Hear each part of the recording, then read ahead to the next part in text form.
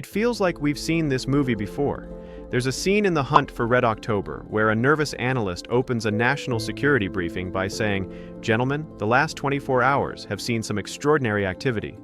That's exactly where we are right now, because the last 72 hours have triggered a chain of events that could quietly reshape the global balance of power and pour money into the right brokerage accounts for the next decade.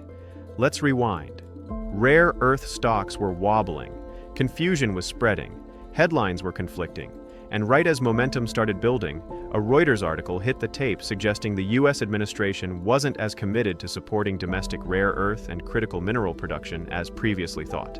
Markets reacted instantly. Shares dropped, including names like USA Rare Earth. But here's where things get interesting. Almost as quickly as the article appeared, Reuters began quietly walking it back. Edits were made, language softened, and behind the scenes, a flurry of official government announcements started to surface. The narrative flipped. What emerged wasn't retreat, but escalation.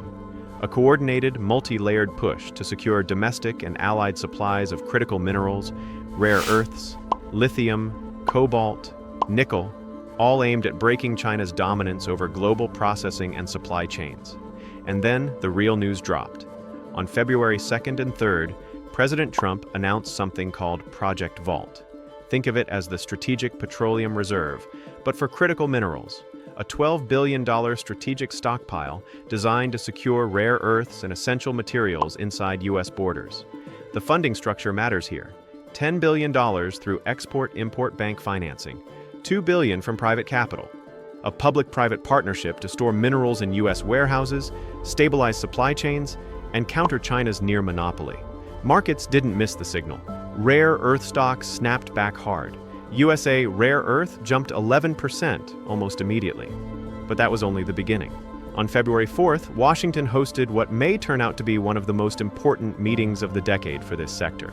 A critical minerals G7 summit, Secretary of State Marco Rubio, Vice President J.D. Vance, Treasury Secretary Scott Bessent, and leaders from allied nations, all in one room.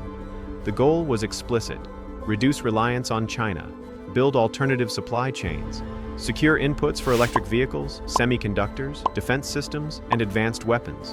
What came out of that meeting was even more telling.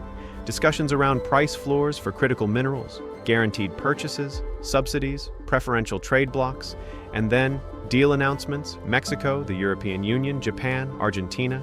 This wasn't talk, this was alignment.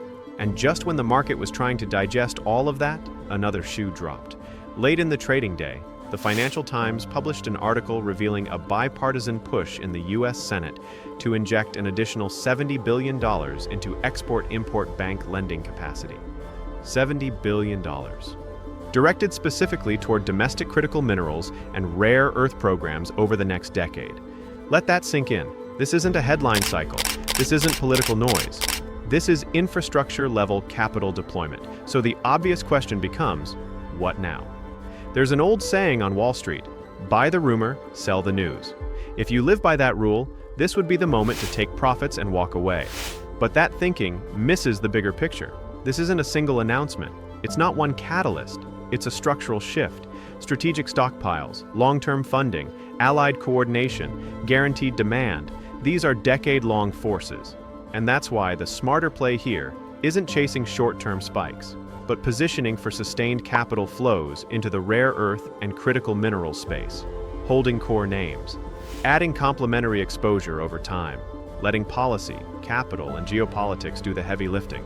Because when governments start treating minerals the way they treat oil, when allies lock arms to secure supply, and when billions turn into tens of billions, you're no longer trading headlines.